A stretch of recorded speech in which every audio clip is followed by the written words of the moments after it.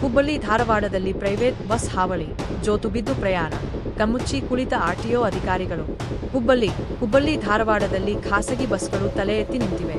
ಯಾವುದೇ ರೂಲ್ಸ್ ಕೂಡ ಪಾಲಿಸದೆ ಬೇಕಾಬಿಟ್ಟಿಯಾಗಿ ವಾಹನ ಚಲಾವಣೆ ಮಾಡ್ತಿರೋ ಆರೋಪ ಕೇಳಿ ಬರುತ್ತಿವೆ.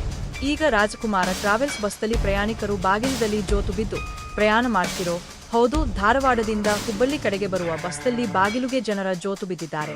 ಈ ದೃಶ್ಯ ವಿದ್ಯಾನಗರ ಆರ್ಟ್ಸ್ ಕಾಲೇಜು ರಸ್ತೆಯಲ್ಲಿ ಕಂಡು ಬಂದಿದೆ. ಹೀಗೆ ರೂಲ್ಸ್ ಮೀರುತ್ತಿರುವ ಇಂತಹ ಖಾಸಗಿ ಬಸ್ ಮೇಲೆ ಆರ್ಟಿಒ ಅಧಿಕಾರಿಗಳು ಕ್ರಮ ಕೈಗೊಳ್ಳುತ್ತಿಲ್ಲ ಎಂಬ ಆರೋಪ ಕೂಡ ಕೇಳಿ ಬರುತ್ತಿದೆ. ಆರ್ಟಿಒ ಅಧಿಕಾರಿಗಳ ಬಡವರ ವಾಹನ ಹಿಡಿಯುವುದನ್ನು ಬಿಟ್ಟು ಇಂತಹ ಬಸ್ಗಳ ಮೇಲೆ ಕ್ರಮ ಕೈಗೊಳ್ಳಿ.